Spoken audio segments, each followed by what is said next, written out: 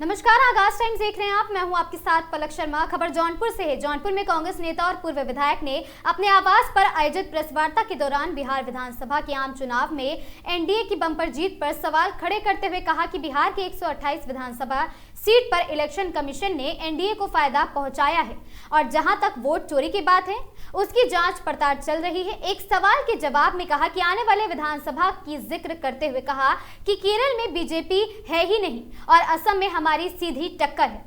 इस बारे में अधिक जानकारी के लिए हमारे साथ हमारे संवाददाता अखिलेश जुड़ गए हैं। अखिलेश, हमें बताइए कि आखिर जौनपुर में जो कांग्रेस नेता और पूर्व विधायक ने अपने आवास पर प्रेस वार्ता की है, उस दौरान उन्होंने क्या कुछ कहा बिहार सरकार पे और एनडीए को लेकर?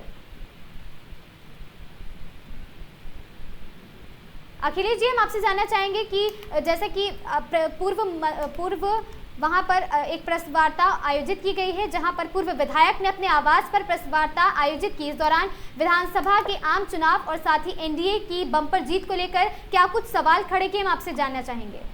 जी, आपको बता दें कि पूर्व विधायक कांग्रेस पार्टी के नेता नदीम जावेद के आवास पर जो है प्रेस वार्ता का आयोजन किया गया था। प्रेस वार्ता के दौरान उन्होंने जो है बिहार विधानसभा के चुनाव में एनडीए की भारी बहुमत जीत को दो सवाल उठाया।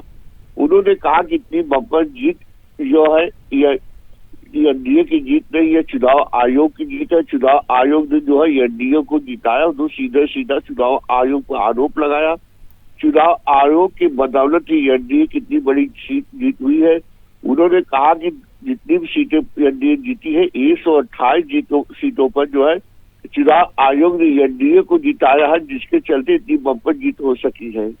जी, और साथ ही एसआईआर को लेकर और साथ ही चुनाव कमीशन को लेकर उन्होंने क्या कुछ काम आपसे जानना चाहेंगे पूरी बात? उन्होंने सीधा एसआईआर पर तीखा हमला बोला। उन्होंने कहा एसआईआर के तहत जो है तमाम बिंदुओं पर उन्होंने चर्चा की। उन्होंने कहा एसआईआर जो है जो वोटर लिस्ट में जिसका नाम है उनको नाम को हटा गया है। ये भारतीय जनता पार्टी के जितने भी शासीदार नेता है ये लोग जो है एसआईआर करके ही एसआईआर में जो त्रुटियां है उसको कमी दूर नहीं कर रहे। एसआईआर से तमाम जो है मतदाता छूट जा रहे हैं। तमाम मतदाताओं का नाम काट दिया गया है।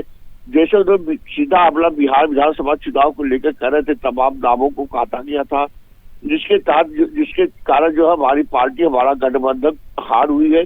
उन्होंने हार के लिए सीधे जो है निर्वाचन आयोग को पर आरोप लगाते हुए कहा कि निर्वाचन आयोग की बदौलत ही एनडीए की भारी जीत हुई है। जी, अंत में हम जानना चाहेंगे कि पश्चिम बंगाल में कांग्रेस की सरकार बनने पर उन्होंने क्या टिप्पणी की है?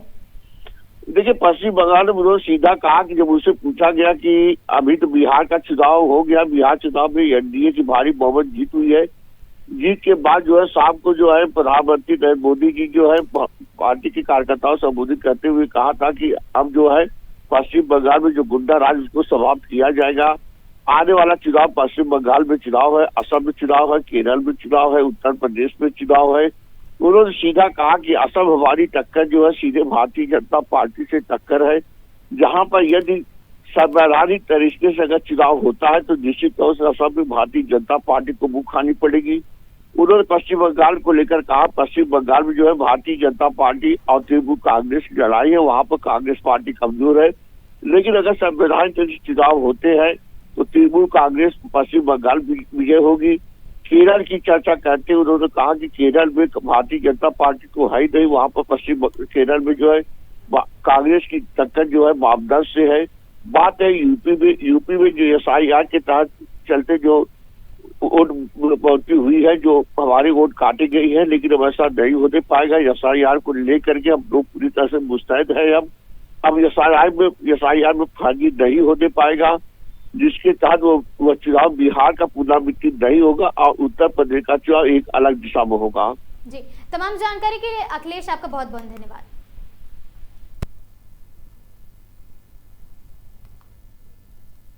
तो आपने सुना कि क्या कुछ पश्चिम बंगाल में तृणमूल कांग्रेस की सरकार बनने को लेकर वहां के पूर्व विधायक ने कहा है। इस खबर में बस इतना ही। ऐसी खबरों से लगातार जुड़े रहने के लिए बने रहें हमारे साथ और देखते रहें आगाज टाइम्स।